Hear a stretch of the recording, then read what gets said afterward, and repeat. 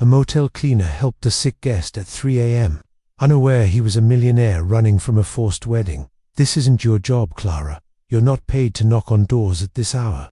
Clara stood at the counter in the dimly lit front office of the motel, rain pattering softly on the windows behind her. Her hair was damp from checking the perimeter, dark waves clinging to her neck. She looked at Mr. Dawson, the aging manager, whose eyes hadn't left the tiny television on the shelf. I heard something break.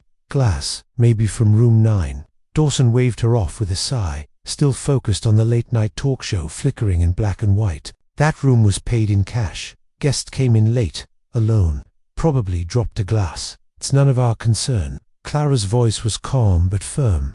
If someone's sick or in trouble, they pay to be left alone, not to be babysat. This place survives. On minding our own business, Clara hesitated for a moment. Then, without another word, she turned and walked to the key rack behind the desk. She took the spare for room 9 and stepped out into the rain. The motel sat on the edge of an old logging road in rural Washington, tucked between tall pines and the smell of damp earth. It had once been a lively stop for road trippers, but those days were gone. Now, it was mostly silence, the occasional long-haul trucker, and the steady whisper of rain against the roof. Clara moved quickly along the covered walkway, her sneakers splashing in puddles. A flickering bulb buzzed above room 9. She paused. Outside, listening, no voices, no music, just the echo of something broken and the kind of silence that didn't feel empty. It felt wrong. She knocked gently. "Sir, hello, I work here. I just want to make sure everything's okay." No answer. She knocked again, louder. "I'm coming in just to check on you." The key slid in smoothly. She pushed the door open. The room was dark, lit only by the faint glow of a television screen on mute. The air was heavy with the scent of damp fabric and something sharp like sweat and metal. A table lamp lay shattered on the floor. The bedsheets were tangled, kicked to the side. A duffel bag was overturned near the armchair. Clothes spilled. Across the carpet, and near the foot of the bed, a man lay collapsed on the floor. Clara stepped inside quickly, heart pounding. He was young, maybe late 20s, early 30s. Dark hair plastered to his forehead with sweat, shirt sticking to his chest. His lips were pale, his skin flushed and damp. She dropped to her knees beside him, her hand instinctively going to his forehead, burning hot. "Sir," she said softly, "can you hear me?" His head rolled slightly, a groan catching in his throat, but he did not open his eyes. Clara scanned the room for clues. The duffel held little a change of clothes, a broken phone, a crushed water bottle. On the nightstand, she spotted a boarding pass, ripped down the center. The destination read New York to Seattle. The name had been smeared with water. She stepped into the bathroom and flipped on the light. A silver wedding band sat in the bottom of the sink. It looked toss-rejected. A wallet lay beside it, open but empty. No ID, no credit cards, nothing. She returned to the man's side and gently shook his shoulder.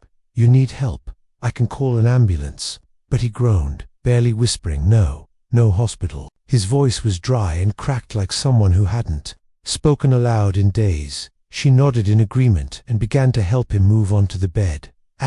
Clara steadied his weight as best she could, her arms shaking slightly as she pulled him up from the floor. He was heavier than he looked, his body slack with fever. Each breath he took rattled in his chest trough, and wet, the sound of infection clawing its way through his lungs. She had heard it before in hospital rooms, in her mother's final days.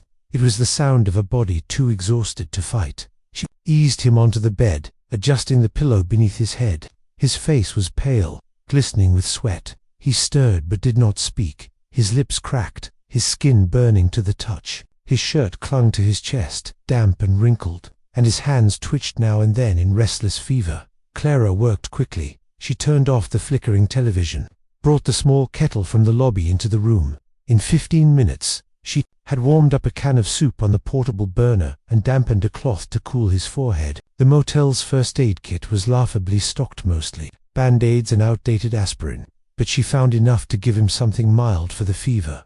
She spooned a bit of soup into a mug and touched it to his lips. He swallowed slowly, barely conscious, just a little. She murmured, "You need it." She didn't ask for a name, didn't press him for answers. Whatever had driven him here, ripped boarding pass, discarded ring. No ID was not something she needed to understand right now. All that mattered was that he was sick, and someone had to help. After covering him with a blanket and wiping down his forehead one last time, she left a short note on the bedside table. You don't have to talk. Just rest. You're not alone. She closed the door gently behind her. The next morning the storm had passed, leaving behind a sky of pale grey and wet pine. Clara brought clean towels and a thermos of ginger tea to room 9. She knocked once and waited. A hoarse voice answered faintly, "Come in." She opened the door to find him sitting up in bed, legs covered by the blanket. He looked better, still pale, but awake. His eyes, a clear hazel, watched her with a mix of caution and exhaustion. "You're the one who brought soup," Clara finished with a small smile. "Yes." He cleared his throat. "Thank you." She set the thermos down on the table and nodded. "You were burning up. Still are, but not as bad. You need fluids, rest, and probably antibiotics. But I figured I'd let you keep your secrets." He looked away, embarrassed. "I wasn't trying to be dramatic. You passed out," she said simply. "That's not drama. That's your body saying it's had enough." He hesitated. "My name is Daniel." She tilted her head. "Is that the real name, or the one you want me to use?" He gave a weak chuckle. "It's real." For what it's worth, Clara didn't press further. She opened the curtains a bit, letting in some filtered light. The trees outside swayed gently in the breeze, the forest dense and quiet around them. Daniel shifted on the bed. "I should go." Clara turned to him, eyebrows lifted. "You can barely sit up." "I'll find a way." She folded the extra blanket at the foot of the bed and met his gaze. "No one walks out of this forest with a fever and lungs full of rain." He blinked, surprised by her calm certainty. "You're not being held hostage," she said, voice soft, "but you're not walking anywhere today." He sat back against the headboard, exhaling. The fight in him faded. "Fine," he muttered. "One more day." Clara gave a single nod. "Good." She stepped out into the hallway, closing the door gently behind her. Inside, Daniel leaned back and stared at the ceiling, the note still folded in his hand.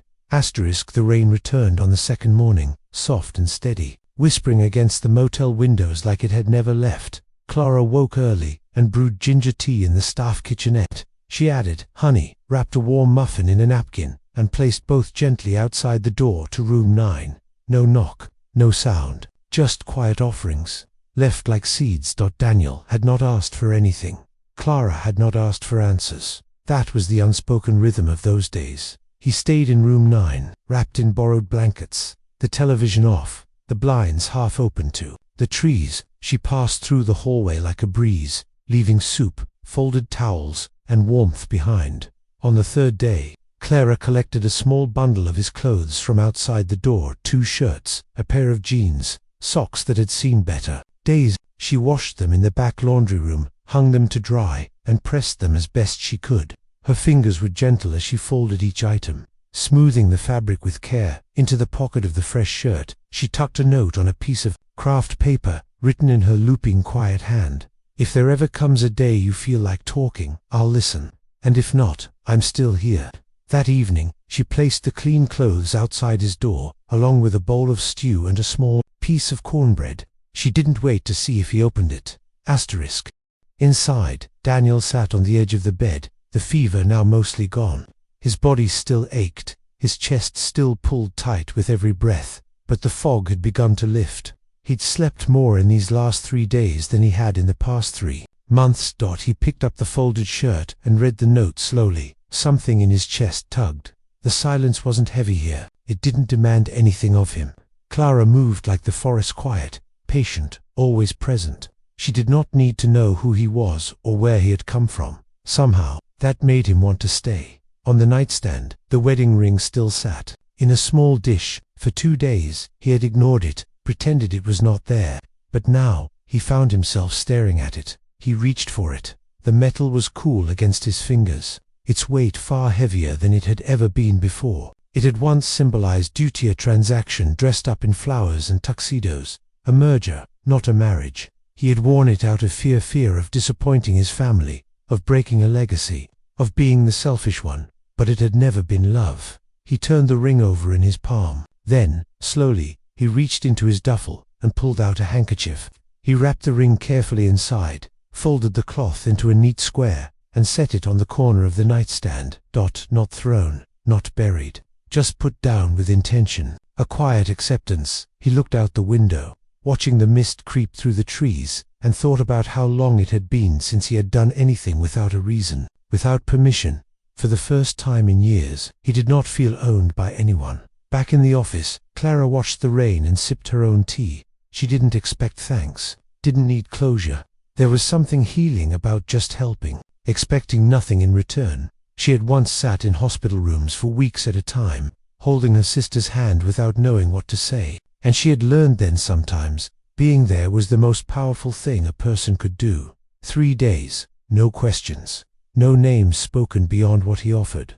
But that evening, when Clara came by with a small lantern for his room, in case the lights flickered again, she found something unexpected outside his door: the bowl, washed and placed carefully in a paper bag, and a note folded on top. In clean, deliberate handwriting were 5 words: "Thank you for the silence." Asterisk. By the 4th day, the fever had broken, and Daniel's breathing was steadier, less ragged.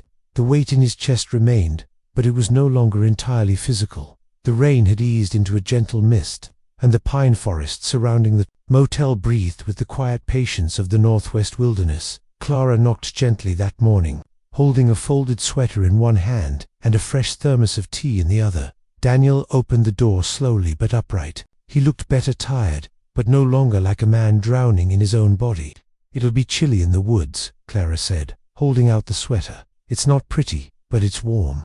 Daniel took the soft forest green knit and nodded. "Thank you." He pulled it on carefully. It hung a little loose. The sleeves rolled at the cuffs. "Yours?" Clara shrugged. "Used to be my dad's. Now it mostly lives in a drawer." Daniel looked past her toward the trees. "I could use some fresh air." They walked in silence down the narrow trail behind the motel, where the woods stretched in every direction, moss hanging from the branches like lace. The earth was soft and damp beneath their feet, and the air smelled of wet leaves, cedar, and pine sap. Birdsong fluttered through the trees, distant and delicate. Neither of them spoke for a long while. There was no need. At a small clearing where the sun broke weakly through the clouds, Daniel paused, taking in the quiet. "This place, it's different." Clara glanced at him. "You mean peaceful?" He nodded, like the world stops humming for a bit. They continued walking, their footsteps muffled on the damp earth. Eventually, they reached a shallow stream where stones jutted above the surface like stepping stones. Water gurgled softly, flowing downhill with no destination but down. Daniel stood watching it for a moment, then said, his voice low, "I was supposed to get married next week." Clara didn't react. She crouched beside the stream, running her fingers through the cold water.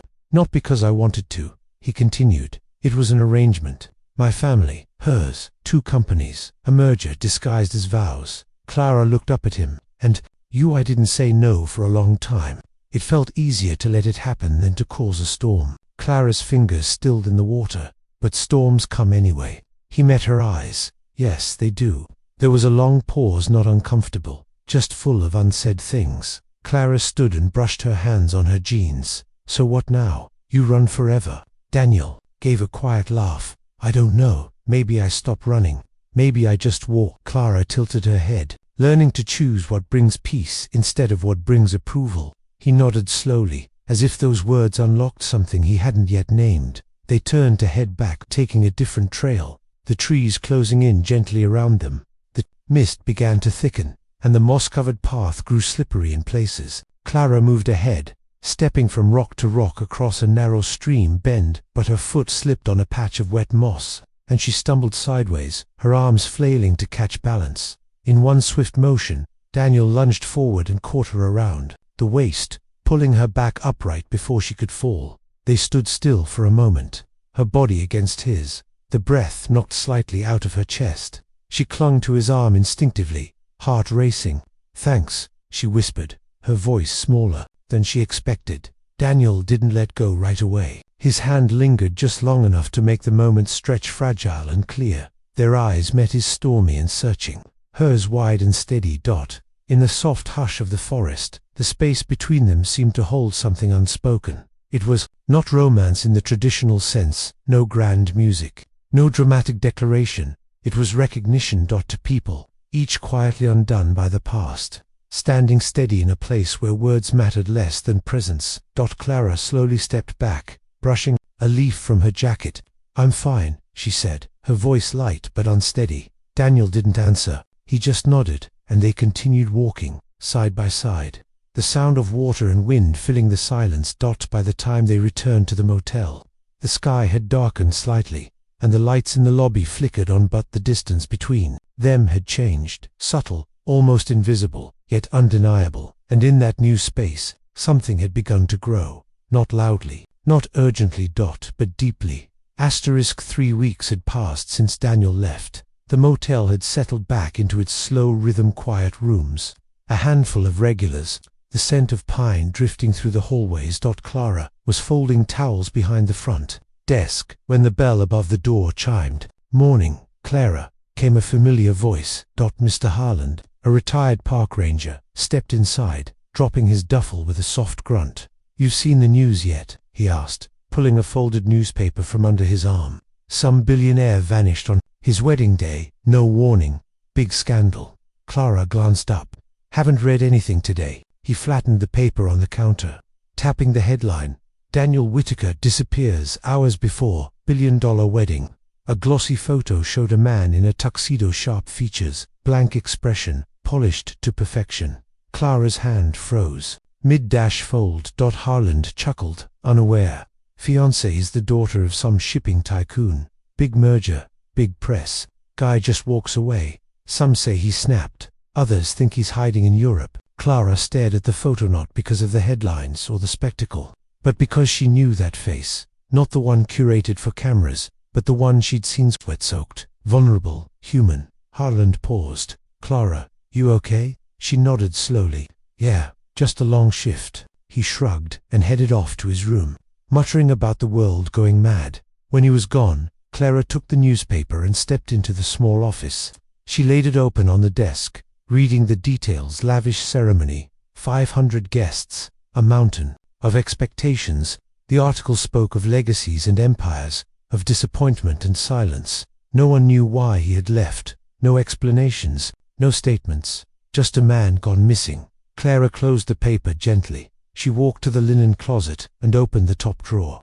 Beneath folded towels was the square of fabric she'd once left at his door, a simple handkerchief embroidered with a tiny leaf. She sat on the edge of the cot in the back room, the cloth resting in her hands. There were no tears, no shock, just a quiet recognition. He hadn't lied. He had told her his name. He had given her silence, presence, honesty in its rawest. For man, she had asked for nothing more. She remembered the nights he had sat beside her without a word, listening to the wind, the way he had steadied her when she slipped by the stream, the slow, patient rhythm of two people healing near each other. She had not needed to know the world he had walked away from. She had only needed to know who he was when the world fell away.